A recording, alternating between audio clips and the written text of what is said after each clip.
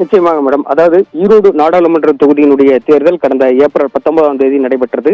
அதாவது ஈரோடு நாடாளுமன்ற தொகுதியை பொறுத்தவரை ஈரோடு மாவட்டத்தில் மொடக்குறிச்சி, ஈரோடு மேற்கு, ஈரோடு கிழக்கு ஆகிய சட்டமன்ற தொகுதிகளும், திருப்பூர் மாவட்டத்தில் தாராபுரம் சட்டமன்ற தொகுதி மற்றும் காங்கேயம் சட்டமன்ற தொகுதி என 2 சட்டமன்ற தொகுதிகளும், நாமக்கல் மாவட்டத்தில் குமாரபாளையம் சட்டமன்ற தொகுதி என மொத்தம் 6 சட்டமன்ற தொகுதிகளை உள்ளடக்கியுள்ளது.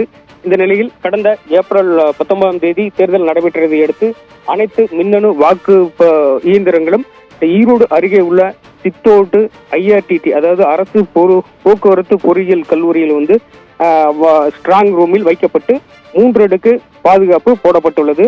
மேலும் அனைத்து ஸ்ட்ராங் ரூம்களில் மட்டுமின்றி வாக்கு எண்ணும் அனைத்து பகுதிகளிலும் கண்காணிப்பு கேமராக்கள் பொருத்தப்பட்டு தொடர்ந்து கண்காணிக்கப்பட்டு வருகிறது.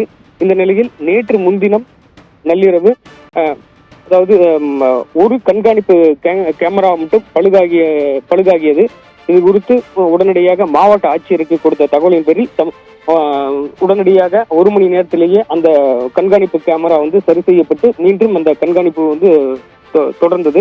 இந்த நிலையில் இன்று காலை வந்து குமாரபாளையம் சட்டமன்ற தொகுதிக்குட்பட்ட மின்னணு வாக்குப்பதிவு இயந்திரங்கள் வைக்கப்பட்டுள்ள ஸ்ட்ராங் ரூமில் உள்ள ஒரு கண்காணிப்பு கேமரா கட்டுப்பாட்டு அறையில் உள்ள அந்த LED டிவியில் தெரியக்கூடிய இந்த டிஸ்பிளே குமாரபாளையம் சட்டமன்ற தொகுதிக்கு ஸ்ட்ராங் ரூமில் உள்ள அந்த பகுதி மட்டும் LED டிவியில் தெரியாமல் இருந்தது. இது குறித்து உடனடியாக தகவல் தெரிவிக்கப்பட்டதை அடுத்து அதாவது பழுது நீக்குபவர்கள் உடனடியாக வரவழைக்கப்பட்டு அந்த டிஸ்பிளேவில் உள்ள அந்த பகுதியை வந்து சரி செய்யப்பட்டது. உடனடியாக சரி செய்யப்பட்டது. இதில் வந்து இந்த அதாவது உயர்